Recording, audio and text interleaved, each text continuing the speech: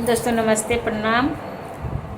बिहारी संगीत विद चंदन मौर्य चैनल पर आप लोग का स्वागत है। एक सोहर की सुनाने जा रही हूँ। आप लोग लाइक कमेंट शेयर करिएगा, कमेंट करके बताइएगा कि आप लोग को कैसा लगा मेरा गीत। नंद घरे बाजत बधाइया, जसोदा घरे सोहरा हो। ललना जनम है किसन कन्हैया, तीनों कुल तारन हो। ललना जनम है किसन कन्हैया, तीनों कुल तारन हो।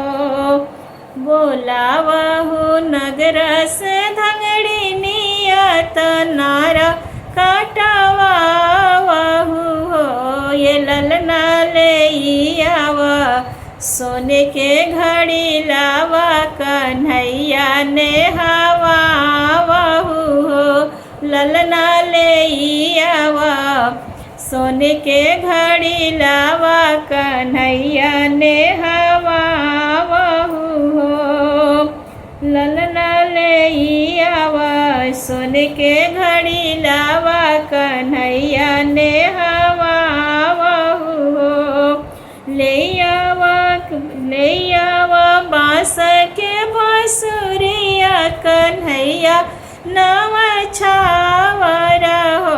ये ललना ले आवा बांस के बांसुरिया, कन्हैया नव छावरा हो।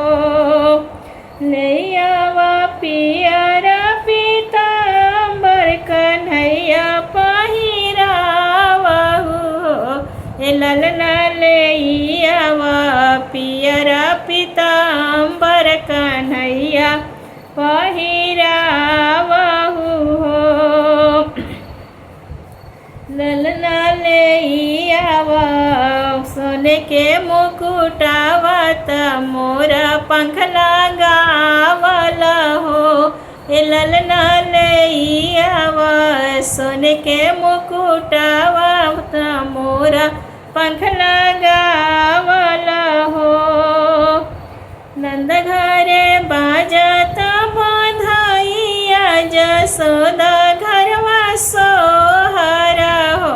ये ललना जनम है किसन कन्हैया, तीनों कुल तारन हो।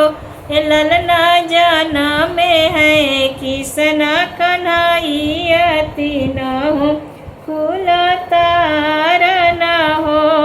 ये ललना ले आवा पाय पाय जनिया, कन्हैया पहिरावहु हो। ये ललना ले आवा पाय पाय जनिया, कन्हैया पहिरावहु हो।